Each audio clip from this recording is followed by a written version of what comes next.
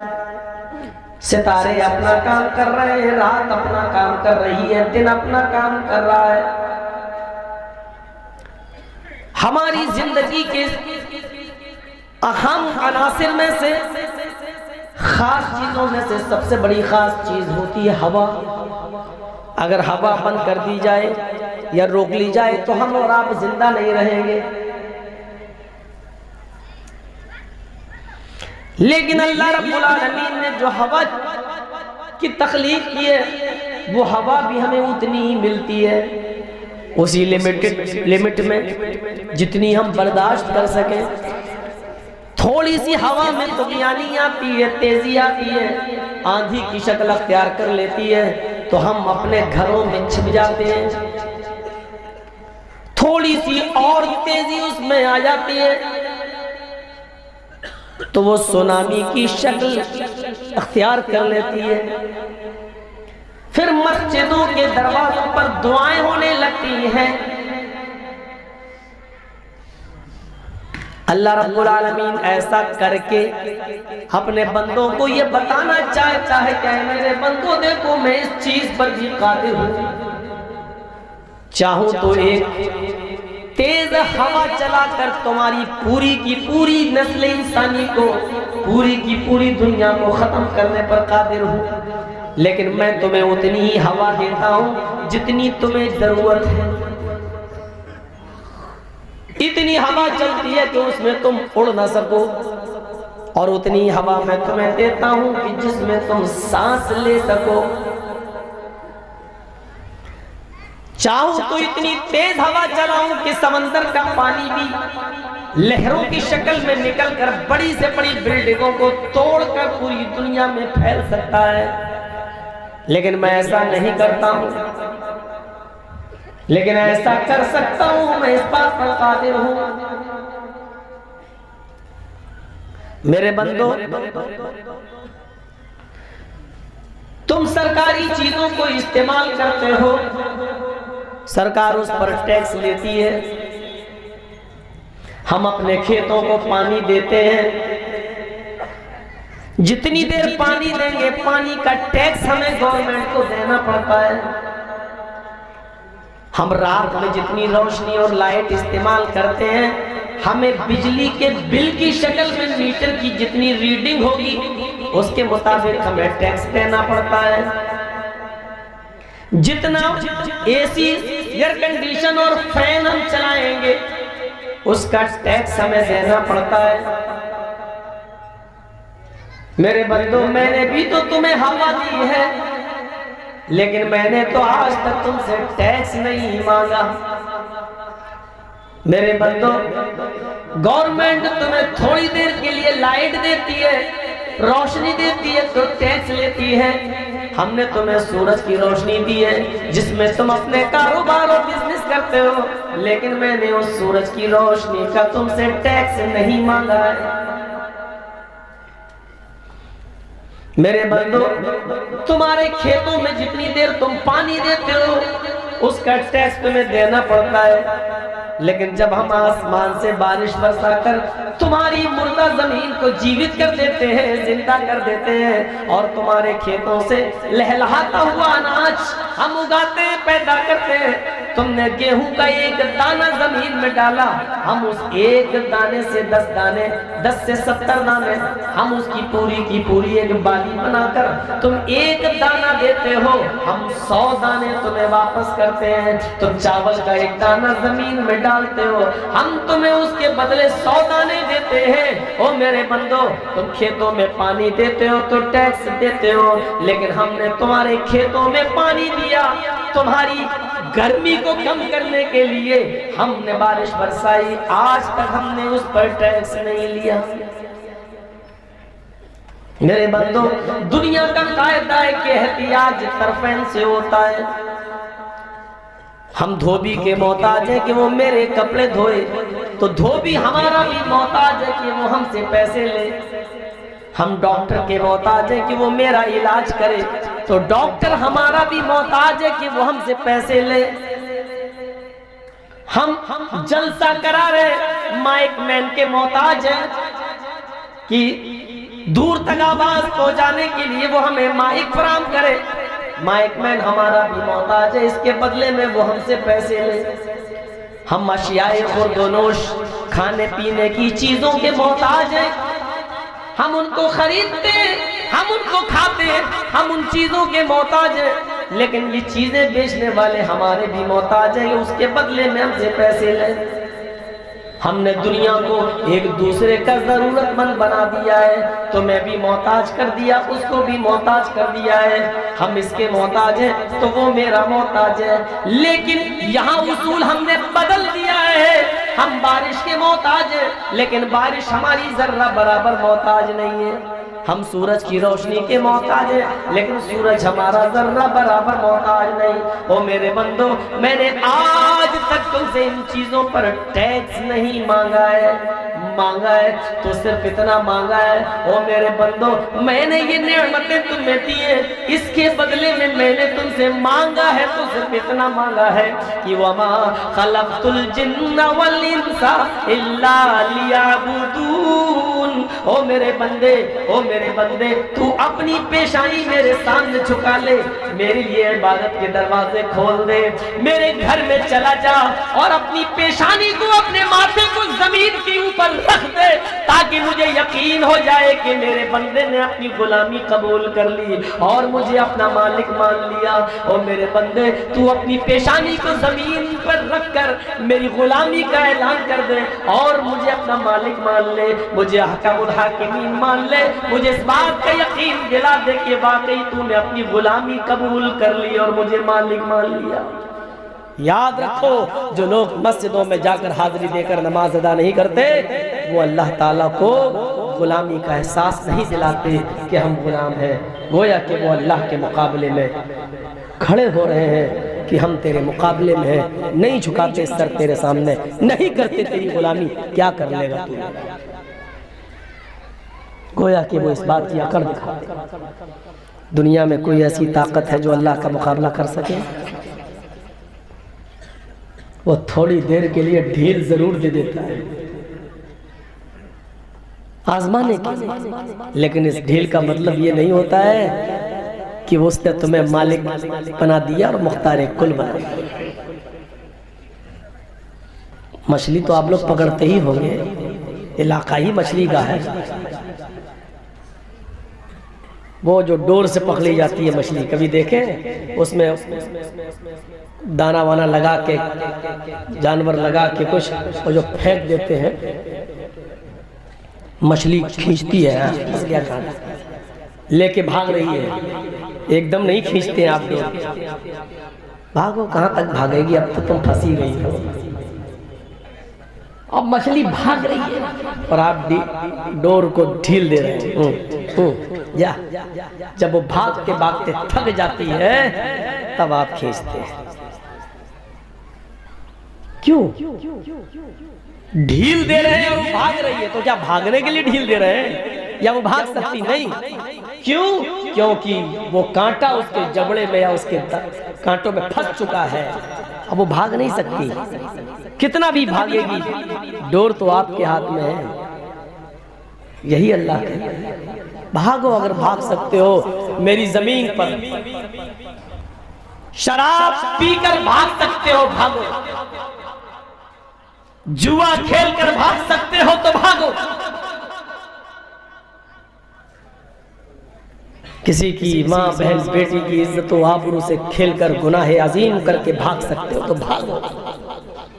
कितना भागोगे? एक दिन, 2 दिन, 1 हफ्ता, 2 हफ्ता, 10 दिन, 20 दिन, 1 साल, 2 साल, 10 साल भाग कर जाओगे कहां? रिमोट कंट्रोल तो मेरे ही हाथ में है। भाग सकते हो तो भागो। और मूसा अलैहिस्सलाम की रूह कब्ज करने के लिए आए मलकुल मौत। मूसा ने पूछा कैसे आए हो? का रूह निकालने। मारा एक मुक्का, फरिश्ते ही को मुक्का मारा। रोते हुए पहुंच गए मलकुल मौत अल्लाह के पास। क्या हुआ? रूह निकालने गए, मूसा ने मुक्का मारा। अल्लाह ने कहा मूसा से पूछो कितने साल जिंदा रहोगे?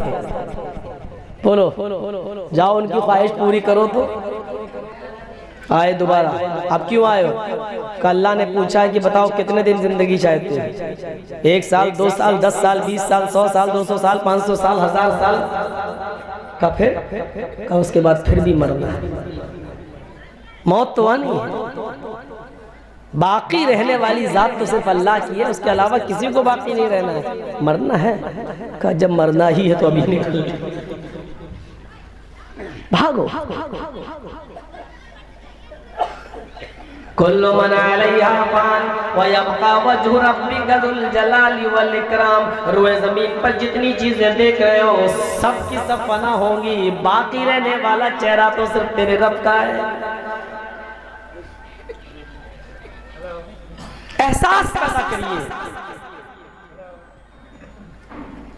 पहला एहसास ये कि हम कोई जुर्म करके भाग नहीं सकते।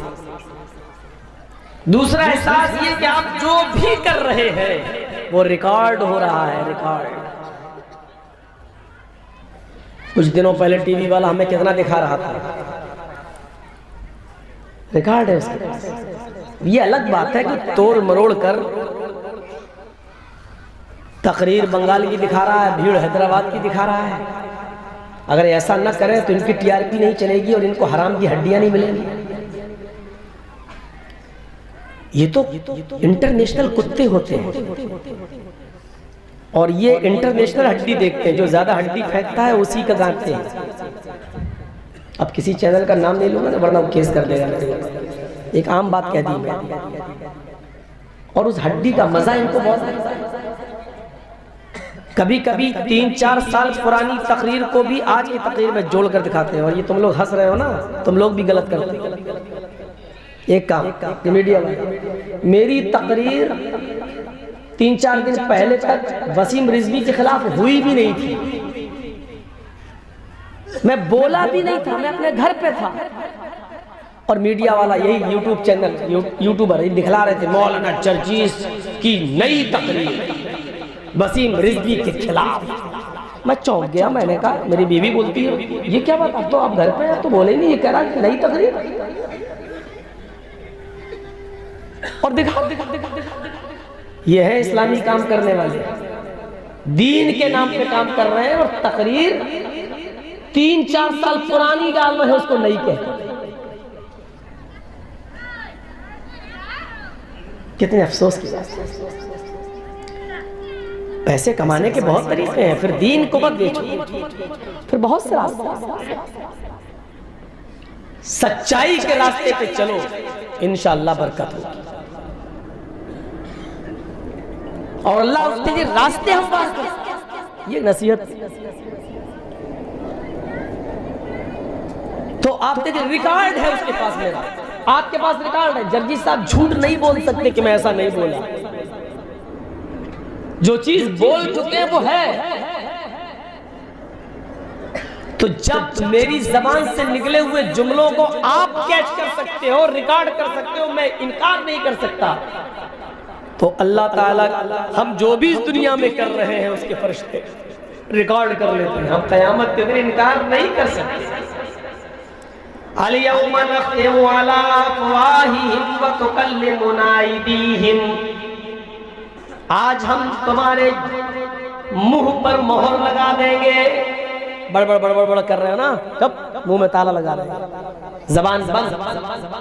व तुकल्लिमुना अयदीहिम, तुम्हारे हाथ गवाही देंगे। ये बोलेंगे हमसे कि अल्लाह मैंने कितने हराम काम किए हैं। ये हाथ बताएगा कितनी शराब की बोतलें पी हैं, कितनी जुआ खेला है, कितनी रिश्वत का माल पकड़ा है, दूसरों की माँ बहन बेटियों को कितना इस हाथ से पकड़कर इस्तेमाल किया है। ये हाथ गवाही देगा, पैर गवाही देगा, कहाँ कहाँ गए, क्या क्या किए। तुम्हारे पैर गवाही बोलेंगे जो तुमने किया। कोई चीज छिप नहीं सकती, रिकॉर्ड है, मौजूद है।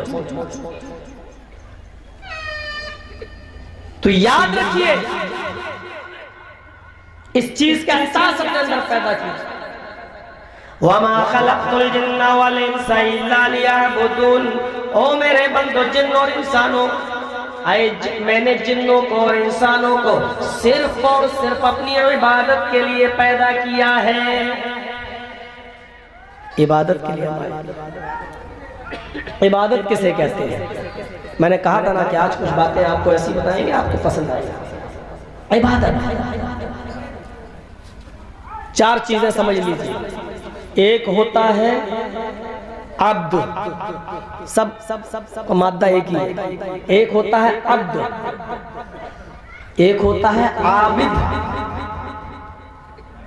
एक होता है माबूद और एक होता है इबादत। एक ही चीज से बना है सब। हम और आप कौन है? अब बंदे। किसके? अल्लाह। और अल्लाह की रजामंदी के लिए जो काम किया जाता है वो क्या कहलाता है? इबादत। हम कौन है? अब्द। अब नमाज पढ़ी जा रही है, रोजा रखा जा रहा, अल्लाह को खुश करने के लिए जो काम किया जा रहा वो क्या हुई? इबादत। अब नमाज पढ़ने वाला, रोजा रखने वाला कौन हुआ? इबादत करने वाला कौन हुआ? आबिद। और ये इबादत किसके लिए की जा रही है? अल्लाह के लिए। वो कौन हुआ? माबूद।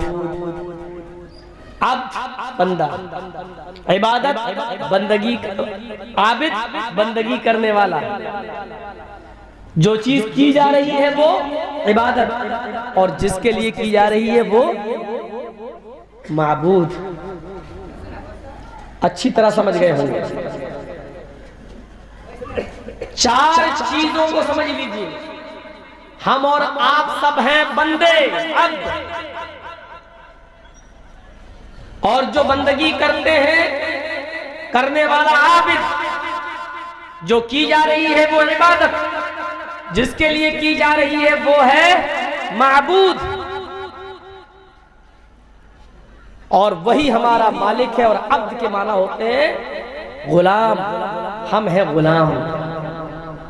अब एक चीज और मैं आपको समझाऊंगा। एक होता है नौकर और एक होता है गुलाम। एक होता है मुलाजिम और एक होता है गुलाम। हम किसी सरकारी स्कूल में या सरकारी ऑफिस में, हमारी सरकारी नौकरी है, तो हम कौन है? सर्वेंट। हम कौन है? नौकर। लेकिन गुलाम नहीं है। अल्लाह ने हमें अपना नौकर नहीं कहा है, अल्लाह ने हमें अपना गुलाम कहा है। हम अल्लाह के नौकर नहीं है। नौकर क्या होता है? नौकरी की एक लिमिट होती है। मसलन स्कूल में हम मुलाजिम है या मदरसे में हम पढ़ा रहे हैं, हमारी ड्यूटी है 8 से 12, तो 8 से 12 तक हम आपके मुकल्लफ हैं। हम पढ़ाएंगे बच्चों को, और आपने हमें बच्चों को पढ़ाने के लिए रखा है। अगर आप हमसे पानी मंगाएंगे हम ला के नहीं देंगे, आप हमसे घंटा बजवाएंगे हम नहीं बजाएंगे, क्योंकि हमने जो नौकरी आपकी की है वो पढ़ाने की है, चपरासी की नहीं की। और जिसने चपरासी की नौकरी की वो पढ़ाएगा नहीं, वो घंटी बजाएगा, पानी लाएगा, आपकी सेवा करेगा। और जैसी 12 बजे छुट्टी हुई हम आज़ाद हो गए। अब आप हमसे 12 के बाद 1 बजे 2 बजे हमसे काम नहीं ले सकते हो, क्योंकि उसकी तनख्वाह हमें नहीं दे रहे हैं। आप 8 से 12 तक हमसे काम ले सकते हो, जो आपके सिस्टम है, जो आपके रूल है। इसको क्या कहते हैं? नौकरी करना। नौकरी का पीरियड होता है 8 से 12, 9 से 5, 10 से 6। हमने इतनी देर की, उसके बाद हम फ्री। लेकिन गुलाम का कोई टाइम टेबल नहीं होता है। अरब के अंदर लोगों को खरीदा जाता था, बच्चों को खरीदा जाता था, मर्दों को और औरतों को खरीदा जाता था। जिन लोगों को, मर्दों को खरीदा जाता था उनको कहा जाता था गुलाम, और जिन लड़कियों को खरीदा जाता था उनको कहा जाता था लौंडी। जब हमने पैसे देकर खरीद लिया है, रकम देकर खरीद लिया है, तो तुम मेरे नौकर नहीं हो, मेरे गुलाम हो। हम दिन में भी तुमसे काम करा सकते हैं, और रात में भी अगर हमें किसी काम की जरूरत पड़ेगी तो रात में हम उठाएंगे और तुमसे काम करवाएंगे, क्योंकि तुम मेरे नौकर नहीं हो, मेरे गुलाम। तो नौकरी और गुलामी में फर्क समझा? हम अल्लाह के कौन हैं? गुलाम। अल्लाह ने नौकर नहीं कहा। वो सुबह फजर की नमाज में उठने को कहेगा तो हमें उठना पड़ेगा, क्योंकि हम उसके गुलाम हैं। वो आधी रात में एलाए कलिमतुल्लाह के लिए अगर हमें लड़ने की जरूरत पड़ जाए और उसका हुक्म हो कि निकलो मेरी राह में और जिहाद करो, तो हमें आधी रात में भी निकलना पड़ेगा, क्योंकि हम उसके गुलाम हैं। यहां से दूसरा नुक्ता मैं बता रहा हूं कि जो लोग फजर में सोते रहते हैं, इशा में सोते रहते हैं, रात में कभी उठकर अल्लाह की इबादत नहीं कर रहे हैं, तो इसका मतलब यह है कि वो अल्लाह रब्बुल आलमीन को अपना मालिक और अपने आप को अल्लाह का गुलाम नहीं समझ रहे।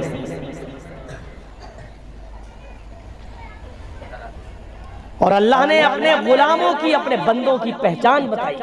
वइबादुर रहमानिल्लज़ीना यमशूना अलल अर्दि हौना व इज़ा खातबहुमुल जाहिलूना क़ालू सलामा वल्लज़ीना यबीतूना लिरब्बिहिम सुज्जदन व क़ियामा वल्लज़ीना यक़ूलूना रब्बना अस्रिफ अन्ना अज़ाब जहन्नम इन्ना अज़ाबहा काना गरामा इन्नहा साअत मुस्तक़र्रन व मुक़ामा। ये पहचान है गुलाम। और हमारे रहमान के सच्चे बंदे, रहमान के सच्चे गुलाम तो वो हैं यमशूना अलल अर्दि हौनन, जो जमीन पर जब चलते हैं, अपने घर से जब निकलते हैं तो आजिज़ी के साथ, सुकून के साथ, उनकी रफ्तार में मतानत होती है, संजीदगी होती है, रिया नहीं, तकब्बुर नहीं, दिखावा नहीं, घमंड नहीं होता। वो जमीन पर आजिज़ी के साथ चलते। वइज़ा खातबहुमुल जाहिलून, रास्ते में जब जाहिल उनसे मिल जाते हैं, रास्ते में जब जाहिलों से साबिका पड़ता है और जाहिल जब उनसे मुखातब होते हैं तो ये उनके मुंह नहीं लगते। कालू सलामा, अस्सलामु अलैकुम कहकर निकल जाते हैं। अच्छा, जाहिलों के मुंह लगकर कुछ मिलेगा? अब रास्ते में जा रहे हैं, ऐसे गुजर रहे हैं, हम अपने घर की तरफ जा रहे हैं, मस्जिद से निकले हो, घर की तरफ जा रहे हैं, रास्ते में चाय की दुकान पड़ी, जाहिल बैठे हुए चाय पी रहे हैं, उन्होंने देखा मौलाना जर्जी साहब जा रहे हैं। मौलाना जी इधर आओ, हाँ बैठो, एक मसला बता दो। तेरे बाप का नौकर है वो, रास्ते में जाते हुए देखा तो तुझे मसला याद आ गया। अगर तुझे मसला पूछना ही था उस आलिम से तो उसके घर जाता, तू प्यासा था कुएं के पास जाता, या वो मस्जिद में नमाज पढ़ाने जाते तो मस्जिद में नमाज के बाद मसला पूछता। मौलाना नजर आ गया तो तुझे मसला याद आ गया। ये जाहिल है। चाय की होटल पर मौलाना को देखता है, बैठ कर बोला, हे मौलाना इधर 100 रुपए मदरसे में चंदा दे दिया तो तुम्हारे बाप का गुलाम हो गया।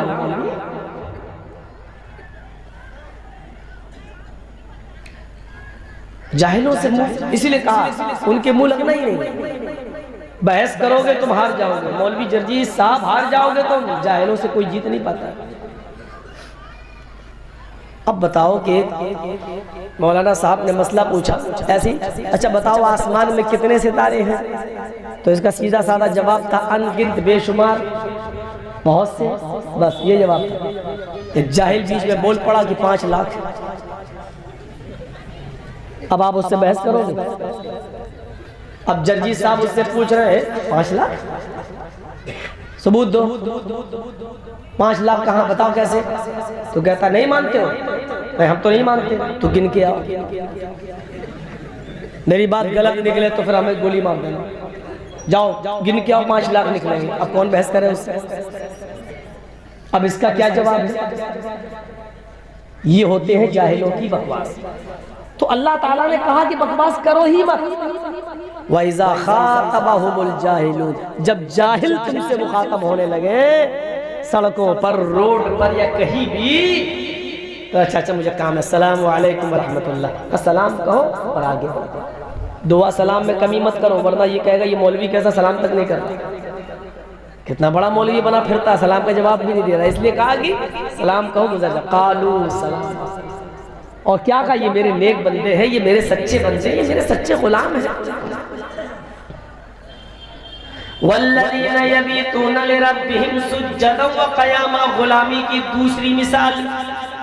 मेरी गुलामी का हक उसी वक्त अदा होगा, तुम्हें मैं अपना गुलाम उसी वक्त मानूंगा जब तुम्हारी रातें मेरे नेक बंदों की, मेरे सच्चे गुलामों की रातें लंबे लंबे क़याम और लंबे लंबे सजदों में गुजरती हैं। वल्लज़ीना यबीतूना लिरब्बिहिम सुज्जदन व क़यामा, जिनकी रातें सजदे और क़याम में गुजरती हैं। बात है यबीतो के माना रात गुजारना। वल्लज़ीना यबीतूना लिरब्बिहिम, जो अपने रब के लिए रात गुजारते हैं इस हाल में कि वो सजदे में होते और क़याम में होते हैं, उनकी रातें सजदे और क़याम में गुजरती हैं। जो अल्लाह के नेक बंदे हैं, मुसलमान हैं, वो गुलाम उसी वक्त कहलाएंगे जब उनकी रातें सजदों में और क़याम में, तहज्जुद में, इशा की नमाज में गुजरेंगी, फजर में वो उठेंगे, तहज्जुद की नमाज के पाबंद होंगे, अल्लाह के लिए वो लंबे लंबे क़याम और लंबी लंबी रातें जागेंगे और वो क़याम करेंगे, इबादत करेंगे, लंबी लंबी दुआएं मांगेंगे। दुआ मांगने को किसी ने मना नहीं किया है। दुआ मांगने का सही तरीका यही है कि रात की तारीकी में उठिए, वुजू बनाइए, 2 रकात नफिल नमाज पढ़िए और अपने हाथों को उठाकर मांगिए जितना मांगना हो, जो मांगना हो, जो प्रॉब्लम्स है तुम्हें, जितनी लंबी दुआ मांगना है, जितना रोना है रोइए, गिड़गिड़ाइए। ये है दुआ मांगने का तरीका। ये कोई दुआ है आज? इमाम साहब ने कहा सलाम अलैकुम रहमतुल्लाह, सलाम अलैकुम रहमतुल्लाह, सुभान अल्लाह, आमीन, अल्लाह रब्बिल आलमीन, ला इलाहा इल्लल्लाह, हो गई दुआ। और जिस मौलाना ने ऐसा नहीं किया, मस्जिद का मुतवल्ली सिगरेट कहता भाग, दुआ नहीं मांगेगा, तुझे मस्जिद से निकाला जा रहा है। ये दुआ का मजाक है यार। हमारी बेटी जवान है, हमें अच्छा लड़का चाहिए, उसके लिए दुआ मांग रहे, अल्लाह मेरी बेटी के लिए निकाह की आसानी पैदा फरमा दे, अल्लाह दीनदार लड़का था फरमा दे। लेकिन इमाम साहब तो दूसरी दुआ मांग रहे हैं। इमाम साहब कह रहे हैं अल्लाह मेरी बीवी घर छोड़ के भाग गई, मुझे दूसरी नेक बीवी दिलवा दे, और आप कह रहे हैं आमीन। इमाम साहब कह रहे हैं अल्लाह मस्जिद के मुतवल्ली को अच्छी तौफीक दे, आप कह रहे हैं आमीन। इमाम साहब कह रहे हैं अल्लाह मेरी बेटी की शादी करवा दे, मेरी बेटी के लिए रिश्ता, आप कह रहे हैं आमीन। फायदा तो सारा मौलवी को हो रहा, तुम्हें क्या हो भाई? वो इमाम साहब अपनी दुआ कर रहे हैं और आप आमीन आमीन कह रहे हैं, फायदा तो उसका, तुमने अपने लिए क्या मांगा उस मौलवी के पीछे? तुम तो आमीन आमीन कह रहे हैं, दुआ तो सब वो मांग रहा है, आप पीछे आमीन आमीन कह रहे हैं। आपकी अपनी दुआएं कहां गई? आपके भाई को कैंसर हो चुका है, आपका भाई सिलीगुड़ी में इलाज करा रहा है, आपका भाई बॉम्बे टाटा मेमोरियल हॉस्पिटल में एडमिट है, आप उसके लिए दुआ करना चाहते हैं, मौलवी कर ही नहीं रहा है, आप कह रहे हैं आमीन आमीन आमीन। फायदा तो मौलवी का, आपका क्या हो रहा है? दुआ तो वो होती है जो तन्हाई में और अकेले में अपने आप को फकीर बनाकर दाता के सामने, देने वाले के सामने गिड़गिड़ा गिड़गिड़ा कर मांगी जाए, और ये तसव्वुर किया जाए कि हमसे बड़ा फकीर कोई नहीं है और उससे बड़ा दानी कोई नहीं है, उससे बड़ा देने वाला, उससे बड़ा हिबा करने वाला, उससे बड़ा नवाजने वाला कोई नहीं है। ये अकीदा होना चाहिए और उसके पास दुआ करना चाहिए। दुआएं तो ऐसी मांगी गई कि हम सोच नहीं सकते। खौला बिन्त सालबा है जिसके शौहर ने जिनसे जिहार कर लिया और अपने ऊपर उनको अपनी मां की तरह हराम कर लिया। अंते अलैया कज़हरे उम्मी, आज के बाद तू मुझ पर मेरी मां की पीठ की तरह हो चुकी है, हराम है, आज के बाद मैं तुझे हाथ नहीं लगाऊंगा। जब कोई शख्स अपनी बीवी को ये जुमले बोल दे कि आज के बाद मैं तुझे छूऊंगा, क्या समझती है तू? है मान ली है क्या? क्या समझती है तू अपने आप को? चल भाग, आज के बाद तू मुझ पर हराम है। अगर ये जुमले बोल दे तो फिर उसको अपनी बीवी बनाने के लिए बहुत पापड़ बेलना पड़ेगा। ये कोई मामूली जुमले नहीं है, तलाक नहीं हुई, लेकिन आप उससे अब मिल भी नहीं सकते हो जब तक कि एक जुर्माना अदा न करें। अब जुर्माना क्या है वो सुनिए। खौला बिन्ते सालबा के शौहर ने जब अपने बीवी को गुस्से में कह दिया, अंते अलैया का ज़हरी उम्मी, तू मुझ पर मेरी माँ की तरह हराम। बाद में एहसास हुआ, गुस्सा जब खत्म हुआ, बीवी ये मैंने क्या कहा, कहा क्या होगा, बच्चे हैं छोटे छोटे, अब क्या होगा, कि जाओ अल्लाह के रसूल के पास, कोई रास्ता निकालो। अल्लाह के नबी के पास भी कोई रास्ता नहीं है। वो लड़ रही है, झगड़ रही है, बहस कर रही है, अरे अल्लाह के रसूल, मेरे हस्बैंड ने, मेरे शौहर ने तलाक छोड़ी दी है, मुझे जिहार किया है, कोई रास्ता निकालिए। अल्लाह के नबी कहते नहीं, अब वो तुम्हें छू नहीं सकते, तुम उनके लिए हराम हो चुके हो, दूर रहो। कहा अल्लाह के नबी, मेरे बच्चों का क्या होगा? कहा कुछ नहीं, तुम उनके पास नहीं जा सकती, तुम उनके लिए हराम हो चुके हो। उसने जिद की, अल्लाह के नबी ने उसको अपने घर से बाहर कर दिया। खौला, तुम्हारे लिए मेरे पास कोई रास्ता नहीं, सारे रास्ते तुम्हारे लिए बंद हो चुके हैं, अब तुम कभी भी अपने शौहर से नहीं मिल सकती हो, जाओ। अल्लाह की इस नेक बंदी ने क्या किया, जैसी वो अल्लाह के नबी के घर से निकलती है, हुजरे आयशा से निकलती है, जैसी अल्लाह के नबी के घर से निकलती है, सामने मस्जिद पड़ती है, ये मस्जिद के अंदर दाखिल हो जाती है, वुजू बनाती है, 2 रकात नफिल नमाज पढ़ती है, और नमाज पढ़ने के बाद फिर ये दुआ करने लगती है, या अय्युहल्लज़ीना आमनुस्तईनु बिस्सब्री वस्सलाह, ईमान वालो, जब तुम्हारे ऊपर कोई मुसीबत आया करे तो सब्र और नमाज के जरिए अल्लाह से मदद मांगा करो। ये जानती थी कुरान की आयत, इसको मालूम था कि जब परेशानी आए और सारे दरवाजे बंद हो जाएं तो सब्र के जरिए और नमाज के जरिए अल्लाह से मदद मांगी जाए, तो क्यों नहीं मस्जिद में जाए। मस्जिद के अंदर जाती है, वुजू बनाती है, 2 रकात नमाज पढ़ती है, रफा यदैहा इलस्समा, और दोनों हाथों को आसमान की तरफ बुलंद कर लेती है और अल्लाह से दुआ करने लगती है। इलाहुल आलमीन, सारे दरवाजे बंद हो गए तो क्या हुआ, तेरी चौखट तो खुली है, तेरा दरवाजा तो खुला है, तेरा घर तो खुला है। आए अल्लाह, मेरे शौहर ने मुझसे जिहार कर लिया, मैं रास्ता निकालने के लिए नबी के पास आई, तेरे नबी की चौखट भी बंद मिली, मोहम्मद रसूलुल्लाह के पास भी कोई रास्ता नहीं है, लेकिन आए अल्लाह, मैं मोहब्बत की चौखट से ना उम्मीद होकर आई हूँ, लेकिन उस चौखट पर आई हूँ जिस चौखट के बाद किसी और चौखट पे नहीं जाया जाता है, और यहाँ से खाली हाथ लौटाया भी नहीं जाता है। आए मेरे परवरदिगार, आए मेरे अल्लाह, मेरे और मेरे शौहर के लिए कोई रास्ता निकाल दे, मेरे और मेरे हस्बैंड के लिए कोई रास्ता निकाल दे। कुरान जब वो अल्लाह से फरियाद कर रही थी, कुरान उस बात को रिकॉर्ड करता है, कद समी अल्लाहु कौलल्लती तुजादिलुका फी ज़ौजिहा। आए मोहम्मद सल्लल्लाहु अलैहि वसल्लम, अल्लाह ने उस औरत की गुफ्तगू को सुन लिया, उस औरत की दुआ को सुन लिया। तुजादिलुका फी ज़ौजिहा, जो थोड़ी देर पहले आपसे बहस कर रही थी अपने हस्बैंड के बारे में, लड़ रही थी आपसे अपने हस्बैंड के बारे में, वो कह रही थी रास्ता निकालो, आपने उसके लिए कोई रास्ता नहीं निकाला, फिर वो यहाँ से गई और मस्जिद के अंदर चली गई। वह तश्तकी इलल्लाह, और उसने अपनी गुजारिश, अपनी अपील, अपनी रिक्वेस्ट, अपनी गुजारिश उसने अल्लाह के दरबार में पेश की है। देखो, वो अल्लाह से भी फरियाद कर रही है, अल्लाह ने उसकी फरियाद को सुन लिया है, अल्लाह ने उसकी तौबा को कबूल कर लिया है। जानते हो अल्लाह का दरवाजा कौन सा दरवाजा है? जहां मोहम्मद का दरवाजा बंद हो चुका, वहां अल्लाह का दरवाजा खुलता है। तुम पीरों की वलियों की बात कर सकते हो, बहुत आसान है, तुम कह सकते हो इन चौखटों से बेटा और बेटी मिलता, बहुत आसान है, लेकिन खौला को उस चौखट से मिला है जहां मोहम्मद की चौखट भी बंद हो चुकी थी, जहां मोहम्मद रसूलुल्लाह के दरवाजे भी बंद हो चुके थे, जहां रसूलुल्लाह ने भी मना कर दिया था कि मेरे लिए, मेरे पास तेरे लिए कोई रास्ता नहीं है, तब अल्लाह रब्बुल आलमीन ने उसके लिए रास्ता निकाला है। जिसके लिए मोहम्मद के पास भी कोई रास्ता ना हो, उसके लिए रास्ता अल्लाह के पास है।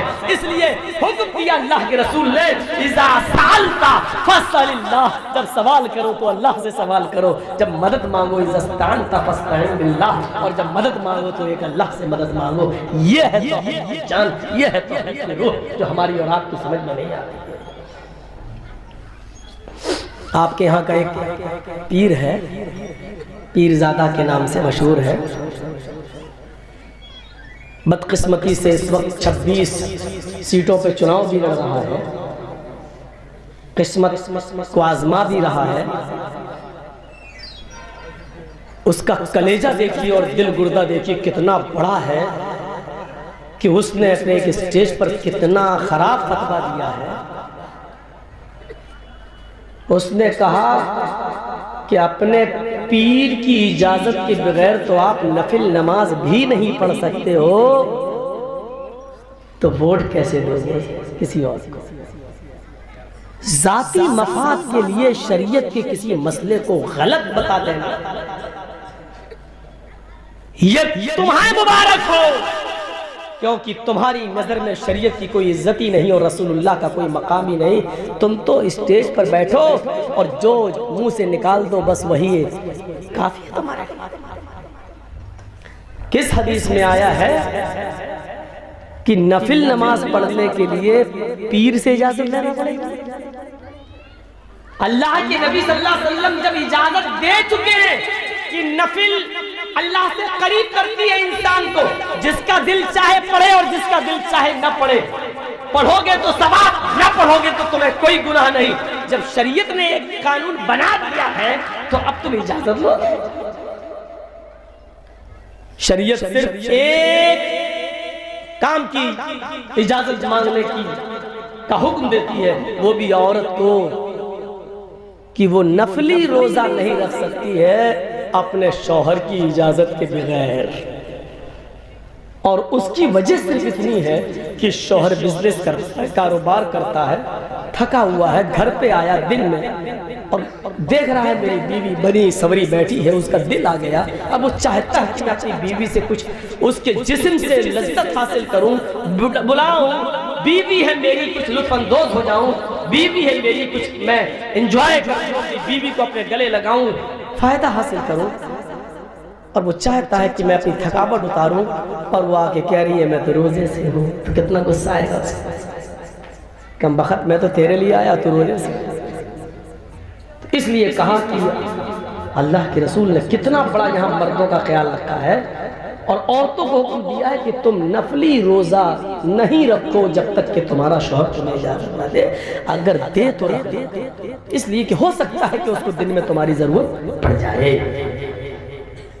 ये सुना है मोहत्ता इमाम मालिक में आया कि अल्लाह के नबी सल्लल्लाहु अलैहि वसल्लम के पास एक सहाबी आए, एक औरत आई सहाबिया, और शिकायत करने लगी, अल्लाह के नबी मेरा शौहर जब भी घर में घुसता आता ठोंका ठोंक लगता, खूब मारता मुझे,